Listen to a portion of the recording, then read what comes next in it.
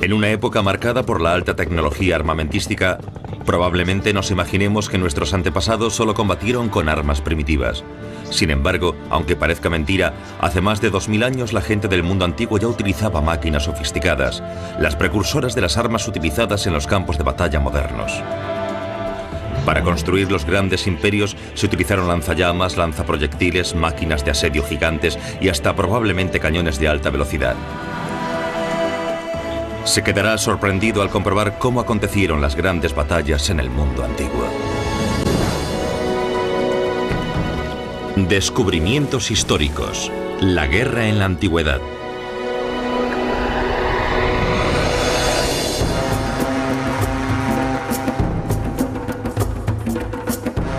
Durante los últimos 50 años, nuestra idea sobre cómo se sucedían las antiguas guerras ha sufrido un cambio radical.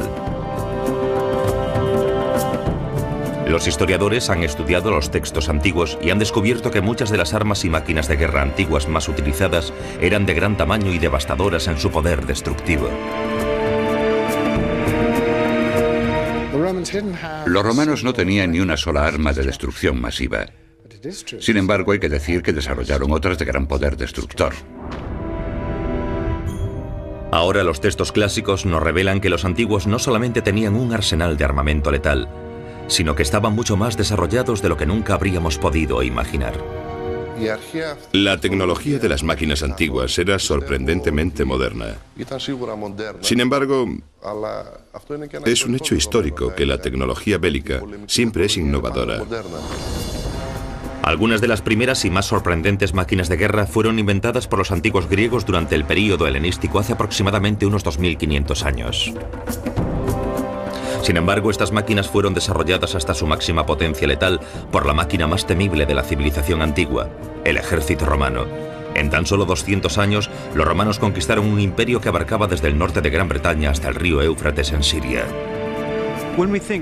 Cuando pensamos en la guerra en el mundo antiguo, a veces nos cuesta imaginar el verdadero alcance de las operaciones y la verdadera magnitud y complejidad de las máquinas de guerra. Artefactos que no se volverían a ver en los campos de batalla en 2000 años. Máquinas cuya utilización aseguraba que los conflictos se solucionasen con técnicas de guerra verdaderamente modernas. Los romanos adaptaron y perfeccionaron estos impresionantes artefactos de guerra, utilizándolos para mantener su ley por todo el imperio. Armas como la balista fueron perfeccionadas alcanzando un tamaño mucho mayor y pudiendo lanzar proyectiles de más de 78 kilogramos. Aunque los romanos también agudizaron su ingenio para crear pequeños artefactos transportables. Hasta una pequeña pieza de artillería como esta podía disparar un dardo capaz de ensartar a un arquero enemigo contra un árbol. Pero ¿qué pruebas tenemos de la eficacia del ejército romano como máquina de guerra? Los textos antiguos que se han salvado nos revelan la crueldad de la estrategia bélica romana y la utilización de sofisticada maquinaria de guerra en los campos de batalla, en particular en el asedio de Masada en Judea, ahora parte de Israel. La palabra Masada proviene de la palabra hebrea mezude, que significa montaña, castillo o fortaleza. En la cima de Masada están los restos del espléndido palacio creado por Herodes el Grande durante su reinado en el siglo I a.C. Es un sitio de gran belleza, pero en el año 73 después de Cristo tuvo lugar uno de los episodios más dramáticos de la historia antigua. Masada era un palacio fortificado construido por Herodes el Grande en el desierto de Judea. En el período posterior a la guerra entre romanos y judíos, los rebeldes habían tomado el control de esta fortaleza, por lo que Roma quería desalojarlos. Durante más de 2 años, un grupo de rebeldes alojados en Masada desafió el poder del Imperio Romano que ocupaba Judea. Siguiendo los acantilados de Judea, la 10ª legión fue enviada para sofocar definitivamente la resistencia de Masada. Los rebeldes estaban liderados por Eleazar ben Yair, pero se encontraba ante un temible adversario. El general romano enviado a Masada fue Flavio Silva. Es probable que llegase a la región en el invierno del año 73 después de Cristo. De inmediato decidió cortar el suministro de ayuda exterior a la fortaleza e hizo construir una muralla a su alrededor. Su intención era impedir las posibles huidas de la ciudad y ejercer una presión psicológica de contención. Hoy todavía se pueden apreciar los restos de la muralla de contención. Cada 100 metros había una torre de vigilancia o un pequeño fuerte desde donde los arqueros romanos hostigaban a los defensores judíos de Masada. Se han hallado puntas de flecha alrededor de las murallas que nos recuerdan el asedio.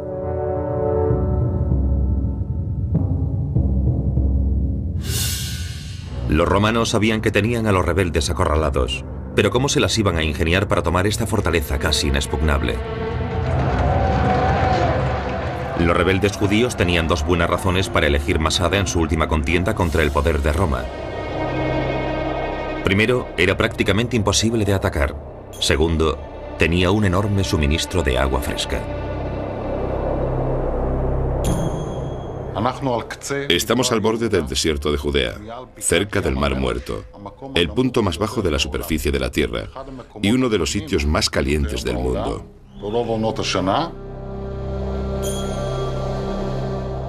Dominando esta árida y aislada llanura, había una vez una majestuosa fortaleza, una maravilla de la antigua ingeniería. En lo alto de un cerro rocoso, el rey Herodes construyó un magnífico palacio, un oasis para su corte, protegido en todos sus flancos por abruptos precipicios. El agua era directamente tomada de un cercano Uadis, utilizando un complejo sistema de conductos. 12 enormes depósitos abastecían de agua potable una piscina, las casas de baño y servían para irrigar las cosechas de las guarniciones y del séquito de Herodes. Este abastecimiento de agua fue esencial para los rebeldes judíos que ocuparon Masada 70 años más tarde. El palacio fortaleza tiene una gran relevancia para los arqueólogos como Guy Stiebel. Los hallazgos han dado veracidad a los escritos de un hombre que vivió durante ese periodo. Nuestra mejor fuente escrita es Flavio Josefo. Josefo era judío, un alto sacerdote que había sido comandante de las fuerzas judías en Galilea. Tras perder la batalla contra los romanos, cambió de bando y comenzó a escribir la historia del levantamiento judío. Su libro nos aporta una magnífica fuente sobre los acontecimientos de Masada. Los textos de Josefo son un magnífico testimonio. Cuando Flavio Silva vio que el resto del país estaba siendo vencido en esta guerra, pero que todavía quedaba un bastión que se seguía rebelando, tomó a todo su ejército y llevó a cabo una expedición contra ellos. Esta fortaleza era Masada. El honor de Roma estaba en juego. Los rebeldes eran una espina en el costado de Flavio Silva, que juró hacer cualquier cosa con tal de aniquilarlos. Sin embargo, se enfrentaba a una tarea prácticamente imposible. ¿Cómo podría afrontar con éxito el asedio de Masada cuando se encontraba ante unas defensas naturales tan sobrecogedoras? Tendría que emplear la tecnología bélica desarrollada antes por los griegos, los maestros de la invención. Los griegos eran un pueblo muy adelantado para su época y realizaron impresionantes avances en los campos del arte, la filosofía y la ciencia. Aunque fue en el campo de batalla en donde realmente mostraron su habilidad y su capacidad para innovar. En Olimpia, la morada de los dioses, hay una magnífica colección de antiguas armaduras griegas. Es fácil imaginar a los soldados griegos luchando en la batalla hace 2500 años. Sin embargo, eran sus máquinas de guerra las que realmente aterrorizaban a sus enemigos. En Siracusa, en la isla de Sicilia, alrededor del año 400 a.C., fueron sembradas las semillas que permitirían desarrollar las impresionantes máquinas bélicas griegas. Aquí el tirano Dionisio el Mayor hizo llamar a expertos de Italia, Grecia y Cartago para que inventasen un tipo de armas que implantara el miedo en los corazones de los guerreros de todo el mundo mediterráneo. Las máquinas de asedio, pero sobre todo las catapultas, cambiaron por completo el arte de la guerra. Las guerras anteriores eran luchas de hombre a hombre. Pero con las catapultas, el peligro venía de lejos. Uno podía desafiar a sus enemigos con mucha fuerza y a bastante distancia.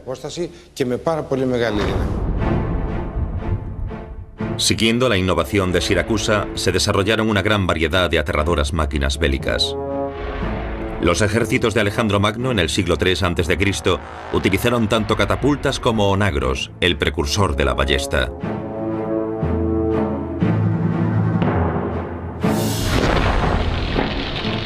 Los antiguos se dieron cuenta de que aprender a dominar el fuego sería crucial. En el año 424 a.C., un primitivo lanzallamas fue utilizado en la guerra del Peloponeso para quemar las defensas de madera de la ciudad de Delium. Estos lanzallamas eran artefactos bastante simples. Tenían un tubo corto y hueco con un caldero ardiente de brea, sulfuro y carbón colocado en un extremo.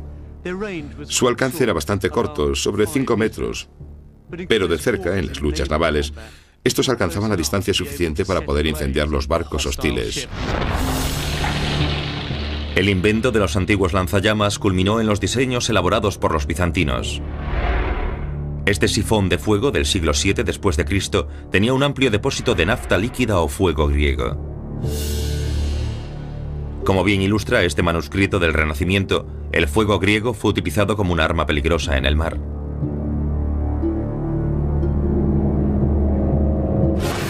Hoy el equivalente moderno sería el napalm. Aunque nos parezca que las máquinas que lanzan llamas son inventos del siglo XX,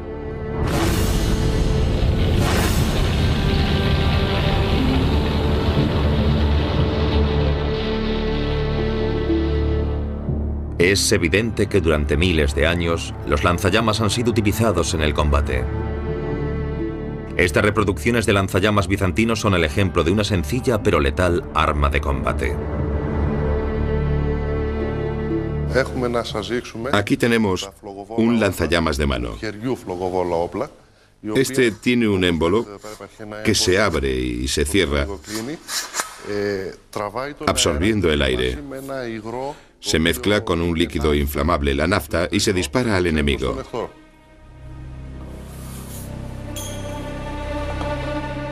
¿Pero eran estos maravillosos inventos realmente armas efectivas en los campos de batalla? Este modelo ha sido reproducido para comprobar si los antiguos lanzallamas de verdad podrían haber funcionado. El arma que estoy sujetando es una reconstrucción hipotética de un lanzallamas bizantino. Sabemos que los griegos tenían el fuego griego, así es razonable deducir que hubo versiones más pequeñas como esta, usadas quizá por tropas de artillería.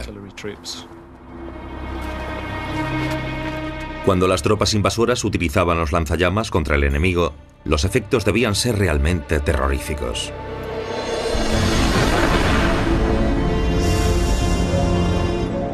El fuego griego que era lanzado desde estas máquinas letales era un líquido pegajoso que se adhería a la carne de los enemigos quemándolos vivos. El sistema de funcionamiento de este artefacto es realmente una simple bomba de sifón. Mientras el émbolo es deslizado hacia adelante y hacia atrás, el combustible sale disparado por la boquilla frontal inflamándose con una suave llama. Los lanzallamas modernos se basan en un principio similar y en un material inflamable parecido, pero mientras estos funcionan con presión continua, este funciona con un simple empuje. Los griegos antiguos cedieron el invento de lanzallamas a los bizantinos, quienes a su vez lo mejoraron. ¿Pero podrían los griegos haber utilizado un lanzallamas de mano? La tecnología del sifón empleada por los ingenieros bizantinos seguramente ya era conocido por los eruditos griegos que habían trabajado en Alejandría, Egipto, cientos de años atrás.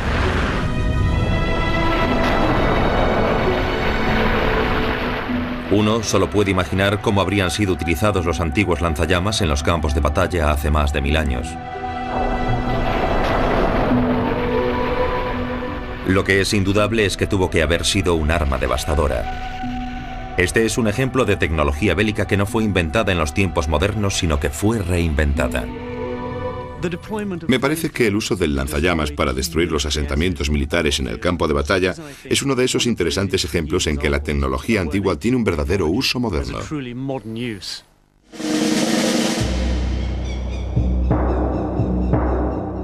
Los romanos también utilizaron el fuego como arma. Sin embargo, en el asedio de Masada en el año 73 después de Cristo, iban a tener que emplear muchas otras estrategias y tecnologías para desalojar al desesperado grupo de rebeldes de la fortaleza en la montaña.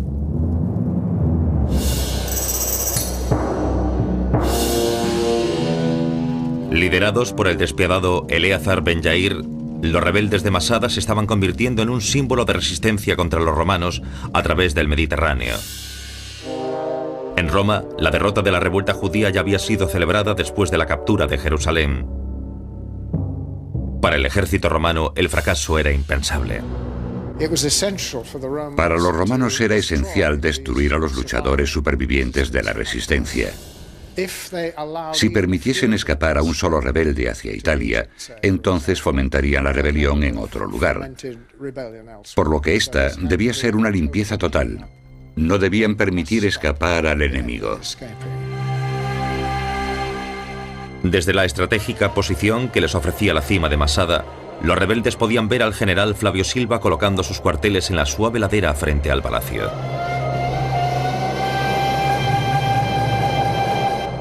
En el seco y enrarecido aire, hasta se podían escuchar las órdenes emitidas por los romanos durante el levantamiento del campamento. El ejército romano estaba presente en Masada con una fuerza impresionante. Para alojarse necesitaron 8 campamentos. Dentro de cada campamento había lugares de culto, un hospital, un foro o mercado y probablemente hasta un burdel. Estoy sentado en uno de los campamentos romanos. Debía haber 8 soldados por habitáculo. Y alrededor de nosotros habría un bosque de tiendas con casi 2000 soldados. Prácticamente la mitad de la 10ª legión estaba acampada aquí. El resto de la 10ª legión, con varios miles de tropas de apoyo, estaba distribuida en otros 7 campamentos alrededor de Masada. La 10ª legión estaba deseando luchar. En un combate anterior contra los judíos, los romanos habían sido deshonrados por la pérdida de El Águila en la lucha. Estaban preparados para la venganza. Los hombres, las mujeres y los niños en la cima de Masada se estaban dando cuenta del poder del ejército romano que se estaba sentando detrás de ellos. Había 960 personas en Masada, pero solo 200 podían luchar. El resto eran mujeres y niños. Por otro lado, había entre 7.000 y 8.000 soldados, todos entrenados. Eran lo mejor del ejército romano. El ejército romano salió victorioso en el asedio de Jerusalén y a Masada no le faltaba mucho para caer. Los romanos jugaban con la ventaja de poseer la mejor logística y el mejor ejército organizado del mundo antiguo. Enfrentados con las murallas de la fortaleza situada en la cima de la colina, decidieron traer sus máquinas de guerra más poderosas. Estas máquinas eran artefactos lanzaproyectiles, la artillería pesada del mundo antiguo. Josefo, el historiador judío, estaba atemorizado por la potencia de estos lanzaproyectiles. Todas las máquinas estaban admirablemente ideadas, pero en especial las de la 10ª legión. Arrojaban dardos y piedras y eran más grandes y poderosas que el resto. No solo rechazaban los ataques de los judíos, sino que obligaban a los que cubrían las murallas a replegarse. Había 2 tipos de máquinas de artillería. Una era el onagro, que lanzaba flechas como una ballesta. La otra era la balista, que disparaba piedras de hasta 25 kilogramos capaces de derribar muros.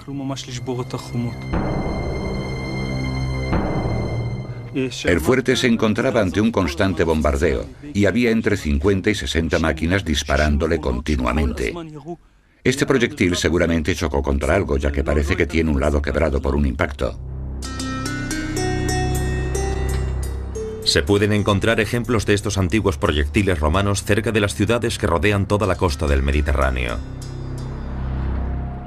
Algunos excelentes ejemplos fueron recientemente hallados por el doctor George Steinhauer en el puerto del Pireo, en el sudoeste de Atenas. Estos proyectiles fueron todos encontrados cerca de las murallas del Pireo. Como se puede observar, son de piedra. De hecho, procedían de estas columnas que bordean el muro. Fueron cogidas en el cementerio de la ciudad, del otro lado de las murallas. Algunas de las bolas todavía tienen marcas que indican su peso. Este aspecto era muy importante no solo porque debían ser utilizadas en la máquina adecuada, sino también porque cualquier variación de peso podría afectar a la trayectoria de la bola. Un buen artillero sabría perfectamente ajustar los proyectiles. Según el ingeniero Filón, la balista más grande del ejército romano podía lanzar un proyectil de hasta 26 kilogramos y llegar a alcanzar los 200 metros. Sin embargo, es posible que construyesen balistas que lanzasen proyectiles de más de 78 kilogramos.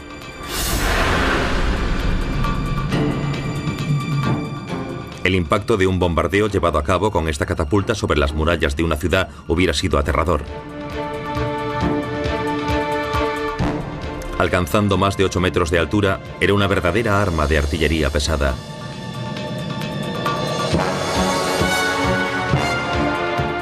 Según Josefo, esas balistas romanas eran capaces de tumbar varias filas de tropas enemigas.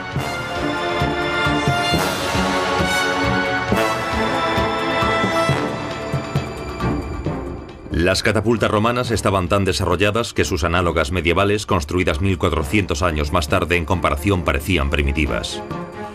Es difícil llegar a comprender la cantidad de conocimientos técnicos y científicos que se perdieron tras la caída del Imperio Romano. No obstante, en el año 73 después de Cristo, el imperio todavía se encontraba en su apogeo. Los rebeldes judíos escondidos en Masada no tenían nada que hacer contra las filas romanas y el poder de sus armas. Las únicas armas que poseían eran unas simples ondas. Ponían una piedra aquí y agarraban la cuerda de este modo. Apuntaban y luego le daban vueltas por encima de sus cabezas, de este modo. Podía alcanzar una velocidad de 100 kilómetros por hora. Después la soltaban.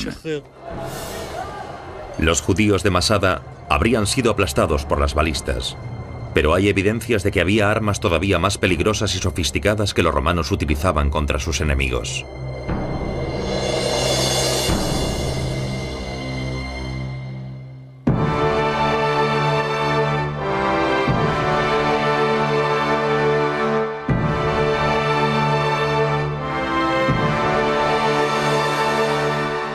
En los relieves de las columnas trajanas en Roma hay ilustraciones que muestran algunas de las armas de artillería más transportables de los romanos. Normalmente disparaban esos pequeños artefactos desde el lugar en el que las posaban, pero las podían montar en un carro y así moverlas rápidamente cuando fuera necesario. Aunque influidos por los inventos griegos, los romanos crearon versiones en miniatura mucho más efectivas en el campo de batalla. El escorpión en particular era un arma tremendamente eficaz, capaz de lanzar flechas a más de 500 metros. El escorpión, más pequeño que el lanzador de flechas, tomó su nombre de la pequeña criatura. Poseía su picadura mortal. Era muy fácil de transportar y era el arma favorita de César y de otros generales en el campo de batalla. Los griegos inventaron este tipo de artillería utilizando la fuerza de las cuerdas. Una cuerda capaz de almacenar mejor la energía y de manera más eficaz que el actual muelle de acero. El singular hallazgo de un anillo insignia de un soldado ha permitido a Alan Wilkins llevar a cabo una reconstrucción del lanzador de flechas más ligero, conocido con el nombre de quirobalista. La palabra significa balista de mano, seguramente porque podía ser levantada por un solo hombre y transportada a mano en el campo de batalla. El mejor material para construir estas máquinas era el tendón de un animal, aunque también parece haber sido empleada la crin de caballo y el pelo de mujer. Toda la potencia de estas catapultas depende de las madejas de cuerda que se encuentran bajo tanta presión. Una pequeña quirobalista necesita la tercera parte de una tonelada, es decir, 335 kilos para tensar completamente el mecanismo. El mecanismo tiene una sección deslizante central que sujeta la cuerda con una pieza de metal. La parte deslizante es echada hacia atrás mientras que una serie de púas inclinadas asegura su sujeción en el lugar en el que la cuerda llega gradualmente a su mayor tensión. Cuando se encuentra en la posición correcta, se carga la flecha y se dispara liberando la pieza que sujeta la cuerda. La flecha que sale de la quirobalista a unos 193 km por hora podría causar graves lesiones en cualquier cráneo sin protección. Los romanos crearon una máquina no solo capaz de disparar a una velocidad increíble, sino también capaz de lanzar proyectiles altamente peligrosos. La flecha tiene un efecto parecido al que tienen las modernas balas Dum-Dum. Su punta perfora el objetivo y atraviesa el cuerpo a una gran velocidad, dejando una herida abierta.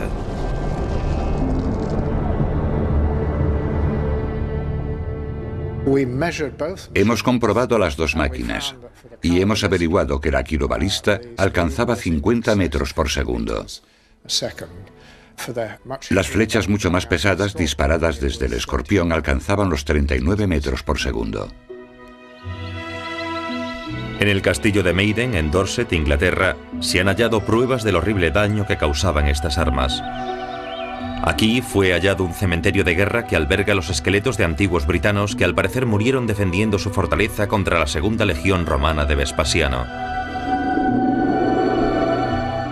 La flecha de un arma romana ha sido encontrada alojada en la columna de un desafortunado guerrero. El cráneo de otro guerrero muestra claras evidencias de una flecha romana. El proyectil debió ser lanzado a una velocidad muy elevada para haber atravesado el hueso sin haberlo astillado.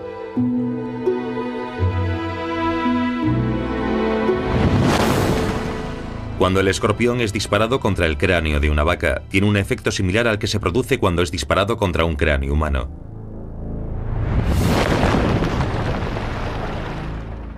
El escalofriante poder de las máquinas de guerra romanas es evidente. Pero ¿qué pasaba si una máquina de artillería romana caía en manos de su enemigo y era utilizada contra ellos mismos? ¿Sus sofisticadas armaduras los protegerían contra los ataques? A 193 km por hora, las fotografías nos revelan de qué manera la armadura absorbe el impacto. Otro de los motivos que demuestran la supremacía militar de los romanos por todo el Mediterráneo. Un artillero entrenado podía disparar una balista de mano a una increíble velocidad 5 veces por minuto y, por supuesto, no trabajaría solo.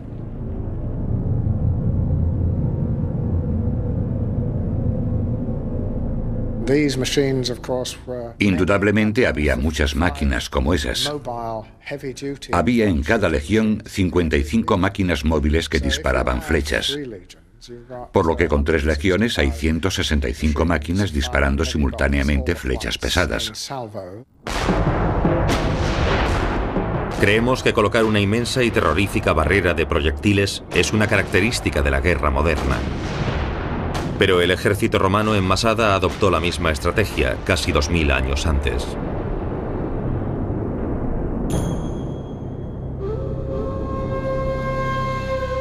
Sin embargo, no se sabe por qué los rebeldes de Masada no se rindieron.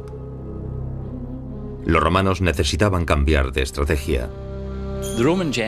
Flavio Silva, el general romano en Masada, necesitaba encontrar la manera de llevar a las tropas hasta la fortaleza, y para lograrlo necesitaba colocar un ariete por encima de la muralla. Los arietes han sido utilizados en los asedios desde tiempos inmemoriales, pero casi no se conserva ninguno. El único ejemplo de ariete que nos queda es el de Olimpia. Se trata de un bloque de bronce rectangular con 2 filas de dientes en el frente que parecía destinado a derribar los muros de adobe. Este ariete fue descubierto en Olimpia en el año 1890. Está estupendamente conservado, mostrando claramente la cabeza de un carnero de bronce a cada lado.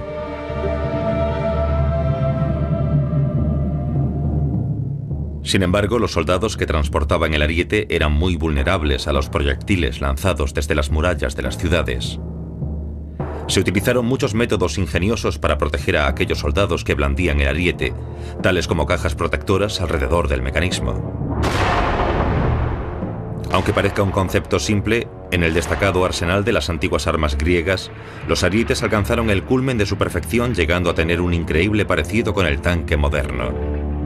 Fue inventado por un ingeniero poco conocido, Égetor. Le llamaron el ariete tortuga de Égetor.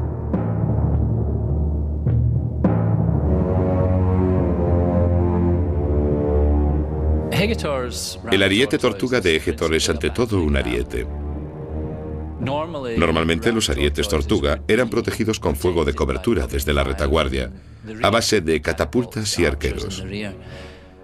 Esta peculiar máquina tenía en su interior una batería de catapultas, de forma que se podía defender ella misma. Este extraordinario ariete tortuga era de madera. Iba protegido con placas de hierro y bolsas de algas que se mantenían mojadas a modo de protección contra los ataques que pretendían incendiarlo.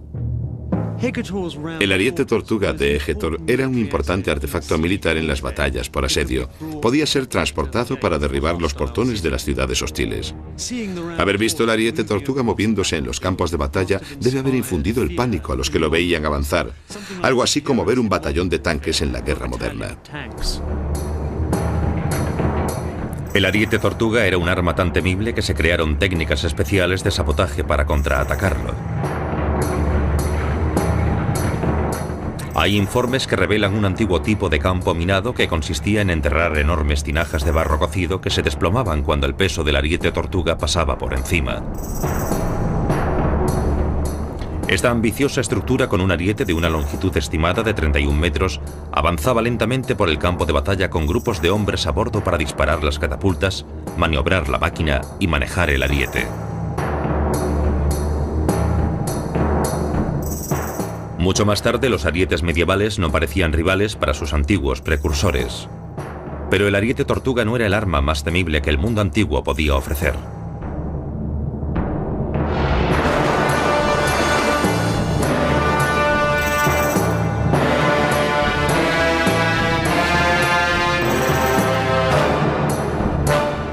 Se decía de Helépolis, el tomador de ciudades, que era mucho más peligroso y que estaba repleto de armas letales. Fue construido para el asedio de Rodas en el año 304 a.C.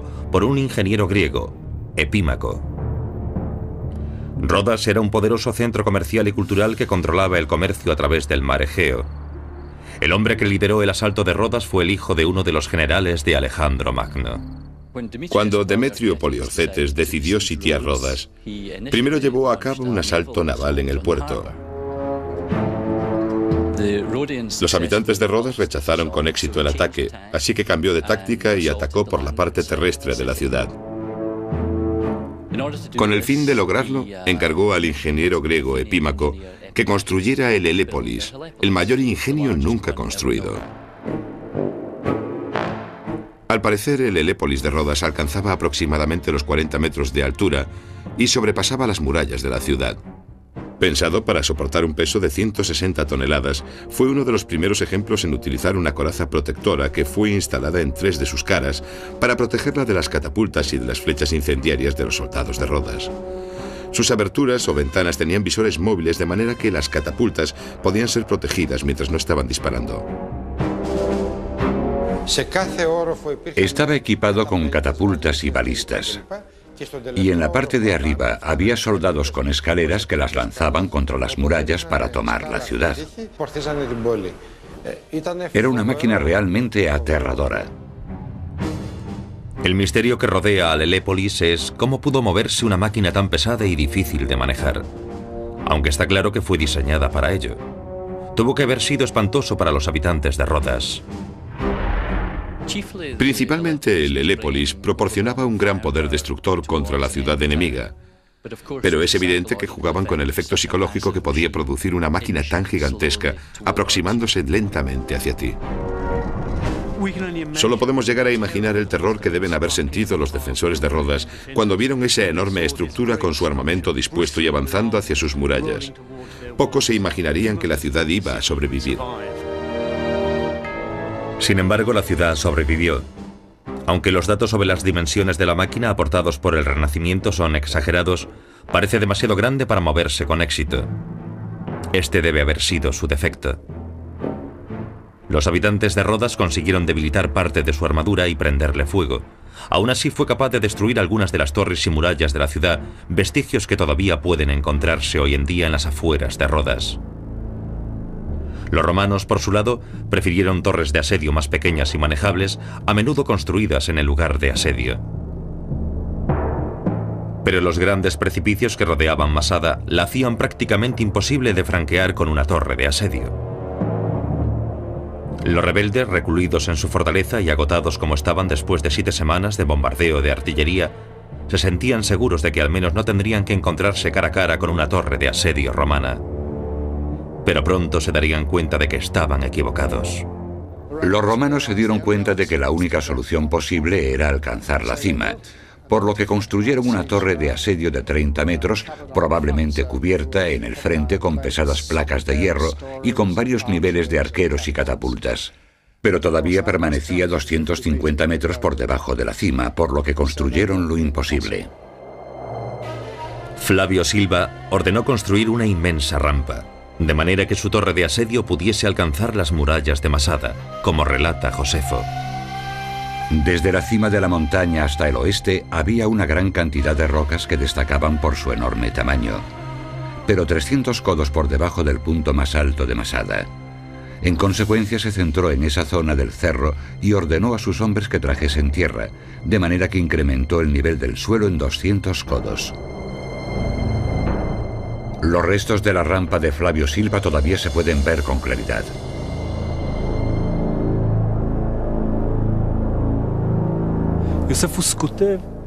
Josefo escribió que el general romano Flavio Silva había retirado la tierra de aquel agujero y que la había acumulado aquí formando una rampa. Se puede observar la técnica de construcción que utilizaron. Cortaron ramas de los árboles que bordeaban el lago y las introdujeron en la tierra. Fueron apilando rocas y tierra, capa a capa, hasta que se encontraron a 20 metros de la meseta de Masada. Este prodigio de la construcción todavía se puede apreciar hoy en día, incluso después de que 2000 años de erosión hicieran su efecto. Les llevó muchos meses construirlo, pero en mayo del año 73 después de Cristo estaban preparados para hacer rodar por un camino de troncos la gigantesca torre de asedio y así poder comenzar a atacar la muralla y a utilizar el ariete. Para los rebeldes judíos de Masada, rendirse no era la solución. Sabían demasiado bien cuál sería su destino en manos de la 10ª Legión. La brutalidad del ejército romano era legendaria, y estos, como de costumbre, celebrarían el final de un asedio victorioso con una orgía de violencia, violaciones y saqueo. Los rebeldes de Masada no eran rivales para la maquinaria de guerra romana.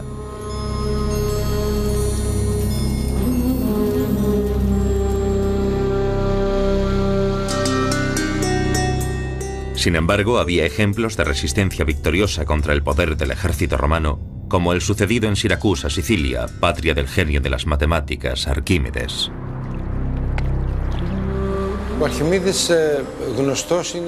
Arquímedes es más conocido como matemático, aunque lo considero uno de los mejores ingenieros de la Grecia antigua. Inventó máquinas de guerra para ayudar a las ciudades a defenderse y así no caer en manos de los romanos. Uno de los inventos más raros de Arquímedes fue la grúa arpegio. Fue descrito por Plutarco como un artilugio que pasaba por encima de las murallas de la ciudad y que agarraba la proa del barco con una mano de hierro antes de alzarlo y sumergirlo en el mar.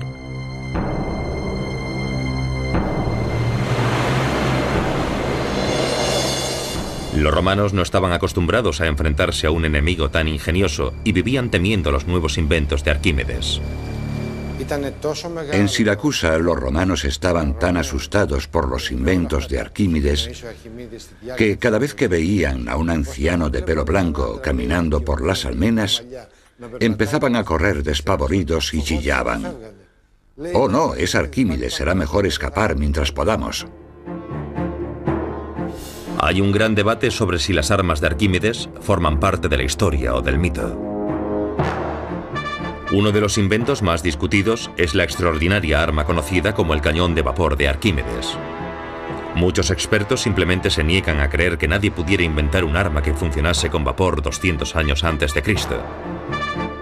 Queda claro que los griegos antiguos sabían cómo aprovechar la potencia del vapor. Herón de Alejandría inventó la bola de vapor, que parece ser el primer mecanismo de vapor de la historia. Hasta el gran Leonardo da Vinci creía que el cañón de vapor podía haber existido. Leonardo da Vinci en realidad poseía varios manuscritos de Arquímedes. 3 de esos manuscritos fueron descubiertos en su biblioteca. Él los utilizó para idear un cañón similar. Hace 35 años, el profesor Ioannis Sakas, un destacado ingeniero griego y gran conocedor de Arquímedes, llegó a la conclusión de que Arquímedes realmente había inventado un cañón que funcionaba con vapor. Sakas era un ingeniero dedicado a reconstruir los inventos de Arquímedes. Construyó un pequeño modelo a escala 1:5. Los resultados fueron sorprendentes. En el momento crítico abriría su válvula para dejar entrar algo de agua y la bola debía volar a una distancia de 300 o 400 metros. Los vídeos domésticos de Ioannis Sakas muestran uno de sus experimentos más exitosos, el cañón de vapor.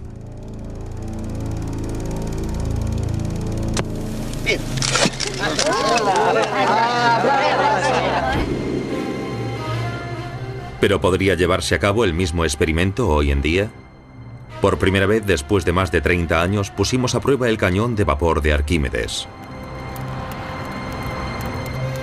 Richard Windley, un modelista de antiguas tecnologías, construyó el cañón de vapor basado en los diseños originales del profesor Sakas. El recipiente de la parte trasera está compuesto de acero de gran resistencia, aunque probablemente era de bronce en la época de Arquímedes. Hay una importante cantidad de metal aquí que absorbe mucho calor procedente del fuego. El recipiente presionado sigue vacío hasta que llega a dispararse cuando una pequeña cantidad de agua es enviada por medio de la válvula hacia el interior del metal candente, creando un incremento en la presión del vapor. La bola se aloja en el tubo del cañón, que es sujetado por una abrazadera justo delante del recipiente de presión. En realidad, la bola se mantiene en su lugar por medio de una varilla de madera que recorre la longitud del tubo. La pieza crítica del ingenio es este pedazo de madera situado en la boca que mantiene todo en su lugar hasta que la presión alcanza el límite previsto. Cuando el trozo de madera se rompe, la bola sale libremente del tubo a gran velocidad. Es impresionante pensar que Arquímedes pudo haber inventado un cañón aparentemente moderno hace más de 2000 años.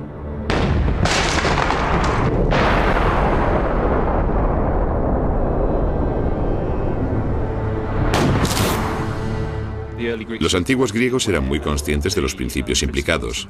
Estamos hablando de unos recipientes que soportan enormes presiones. Esto se produce a una presión modesta, pero habría sido una tarea muy complicada producir el tipo de inventos que son debatidos por algunos de los escritores antiguos, pesos gigantescos siendo lanzados a enormes distancias.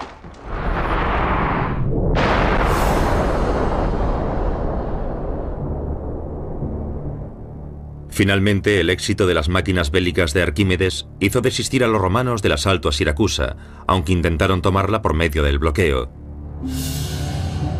Pero en Masada, en el año 73 después de Cristo, los rebeldes judíos no tenían acceso a las grandes máquinas bélicas de Arquímedes. Se enfrentaban con un ejército avanzado, tecnológicamente superior y que les multiplicaban claramente en número. Los romanos habían pasado mucho tiempo construyendo una rampa hacia la fortaleza. Finalmente estaban listos para avanzar derechos hacia las murallas de Masada. Los romanos llevaron su torre de asedio de unos 20 o 25 metros de altura y continuaron hostigando las murallas hasta que, finalmente, lograron hacer una grieta. Los rebeldes hicieron el último intento por detener a los romanos. Los defensores de Masada construyeron astutamente una rampa de troncos contra la que el ariete no podía avanzar. Así que Silva tuvo que recurrir al fuego.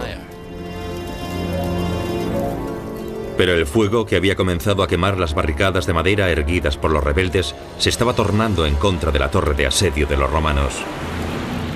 Josefo, el historiador, describió la escena. Cuando se incendió la muralla, un viento del norte comenzó a soplar y se volvió contra los romanos, por lo que temieron por sus máquinas. Pero enseguida el viento cambió de dirección y comenzó a soplar del sur, de forma que la muralla quemada fue pronto reducida a cenizas. Así los romanos volvieron a su campamento con júbilo, planeando atacar a sus enemigos al día siguiente. Montaron guardia con más cuidado aquella noche para que ningún judío pudiese escapar. Pero no habría escapatoria posible para los rebeldes atrapados en Masada. La noche cae y los judíos se dan cuenta de que cuando los romanos ataquen al día siguiente no tendrán nada que hacer. El desenlace del drama solo lo conocemos por Josefo. Los hombres se reúnen en el interior de uno de los palacios. Allí deciden cometer un suicidio colectivo.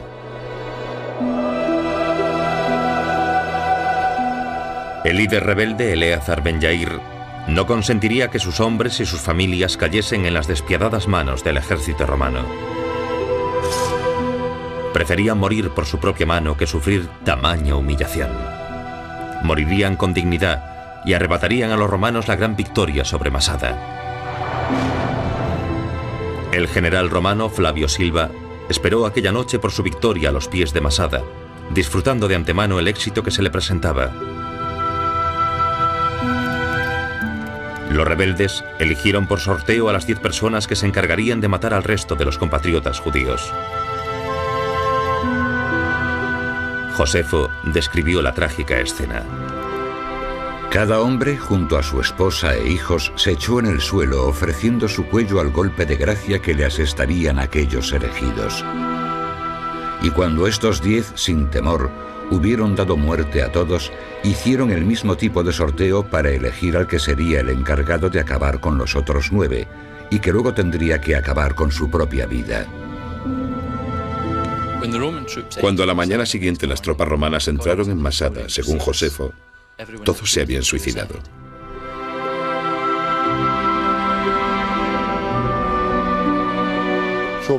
No sabemos quién fue el último hombre con vida, pero al día siguiente, cuando los romanos marcharon sobre las murallas, ansiosos por combatir, después de 6 meses de frustraciones, 6 meses aislados en un inhóspito desierto, fueron saludados por un silencio estremecedor. Aproximadamente 960 judíos, entre hombres, mujeres y niños, murieron en Masada. Ninguno permaneció para luchar contra el ejército romano. Los rebeldes les habían arrebatado a los romanos la gloria de una sangrienta y victoriosa batalla. Se cree que solo 2 mujeres y sus hijos pudieron escapar al esconderse en los depósitos del palacio. Masada se ha convertido en un importante símbolo de la independencia judía y su nacionalidad.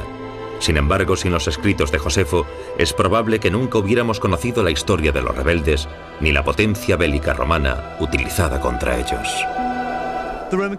La captura de Masada por los romanos subraya algo importante sobre su maquinaria bélica. Resalta que los romanos conocían la importancia de una cuidadosa y avanzada planificación militar, así como la importancia de invertir en la tecnología militar superior. En términos de poder humano, los recursos y la tecnología del ejército romano no serían alcanzados de nuevo en Europa hasta el siglo XIX por los ejércitos de Wellington y Napoleón.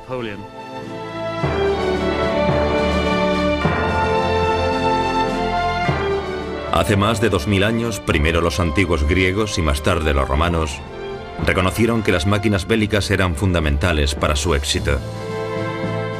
Desarrollarían la tecnología más puntera de su tiempo para aplastar a sus enemigos.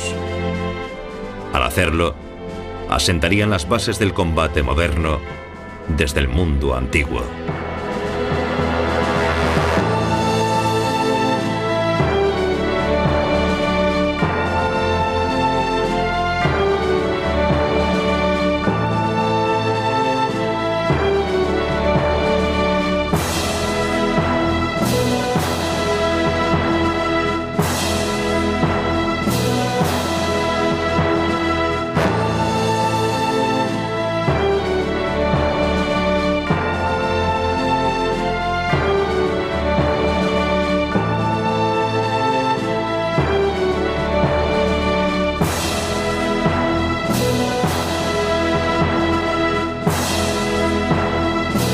Siguiendo los acantilados de Judea, la 10ª Legión fue enviada para sofocar definitivamente la resistencia de Masada.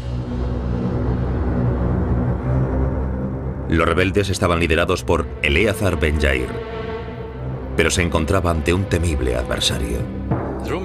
El general romano enviado a Masada fue Flavio Silva. Es probable que llegase a la región en el invierno del año 73 después de Cristo. De inmediato decidió cortar el suministro de ayuda exterior a la fortaleza e hizo construir una muralla a su alrededor. Su intención era impedir las posibles huidas de la ciudad y ejercer una presión psicológica de contención. Hoy todavía se pueden apreciar los restos de la muralla de contención. Cada 100 metros había una torre de vigilancia o un pequeño fuerte desde donde los arqueros romanos hostigaban a los defensores judíos de Masada. Se han hallado puntas de flecha alrededor de las murallas que nos recuerdan el asedio.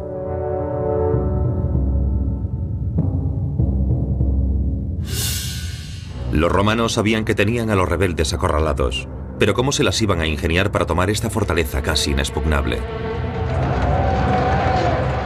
Los rebeldes judíos tenían dos buenas razones para elegir Masada en su última contienda contra el poder de Roma. Primero, era prácticamente imposible de atacar. Segundo, tenía un enorme suministro de agua fresca. Estamos al borde del desierto de Judea, cerca del Mar Muerto, el punto más bajo de la superficie de la tierra y uno de los sitios más calientes del mundo.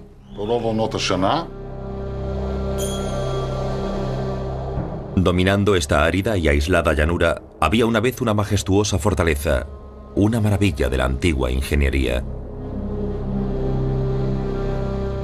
En lo alto de un cerro rocoso, el rey Herodes construyó un magnífico palacio, un oasis para su corte, protegido en todos sus flancos por abruptos precipicios. El agua era directamente tomada de un cercano uadis, utilizando un complejo sistema de conductos. 12 enormes depósitos abastecían de agua potable una piscina, las casas de baño y servían para irrigar las cosechas de las guarniciones y del séquito de Herodes. Este abastecimiento de agua fue esencial para los rebeldes judíos que ocuparon Masada 70 años más tarde. El palacio fortaleza tiene una gran relevancia para los arqueólogos como Guy Stiebel. Los hallazgos han dado veracidad a los escritos de un hombre que vivió durante ese periodo.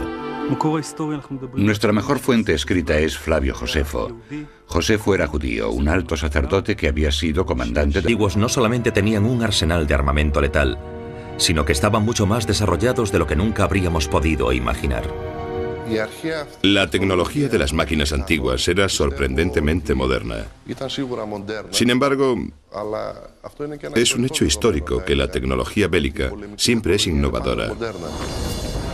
Algunas de las primeras y más sorprendentes máquinas de guerra fueron inventadas por los antiguos griegos durante el período helenístico hace aproximadamente unos 2500 años. Sin embargo, estas máquinas fueron desarrolladas hasta su máxima potencia letal por la máquina más temible de la civilización antigua, el ejército romano. En tan solo 200 años, los romanos conquistaron un imperio que abarcaba desde el norte de Gran Bretaña hasta el río Éufrates en Siria. Cuando pensamos en la guerra en el mundo antiguo, a veces nos cuesta imaginar el verdadero alcance de las operaciones y la verdadera magnitud y complejidad de las máquinas de guerra. Artefactos que no se volverían a ver en los campos de batalla en 2000 años. Máquinas cuya utilización aseguraba que los conflictos se solucionasen con técnicas de guerra verdaderamente modernas. Los romanos adaptaron y perfeccionaron estos impresionantes artefactos de guerra, utilizándolos para mantener su ley por todo el imperio.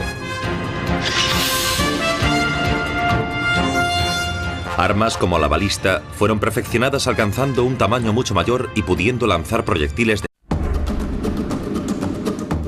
En una época marcada por la alta tecnología armamentística, probablemente nos imaginemos que nuestros antepasados solo combatieron con armas primitivas. Sin embargo, aunque parezca mentira, hace más de 2000 años la gente del mundo antiguo ya utilizaba máquinas sofisticadas, las precursoras de las armas utilizadas en los campos de batalla modernos. Para construir los grandes imperios se utilizaron lanzallamas, lanzaproyectiles, máquinas de asedio gigantes y hasta probablemente cañones de alta velocidad. Se quedará sorprendido al comprobar cómo acontecieron las grandes batallas en el mundo antiguo. Descubrimientos históricos. La guerra en la antigüedad.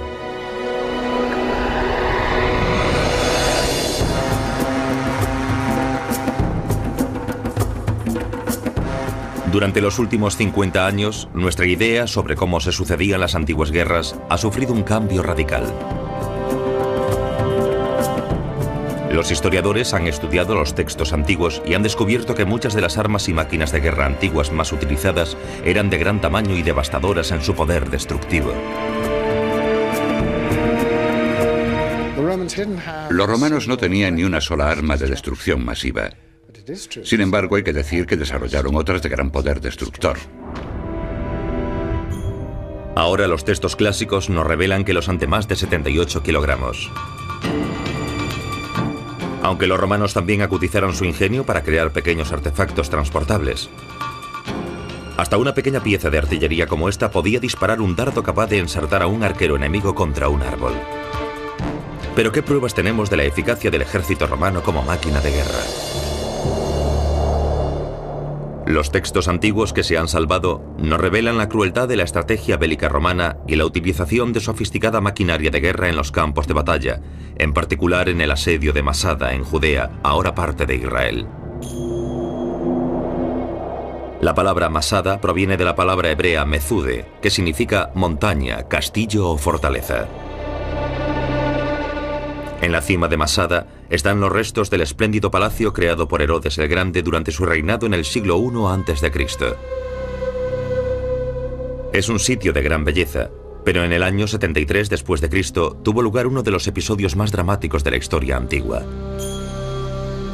Masada era un palacio fortificado construido por Herodes el Grande en el desierto de Judea. En el período posterior a la guerra entre romanos y judíos, los rebeldes habían tomado el control de esta fortaleza, por lo que Roma quería desalojarlos. Durante más de 2 años, un grupo de rebeldes alojados en Masada desafió el poder del Imperio Romano que ocupaba Judea.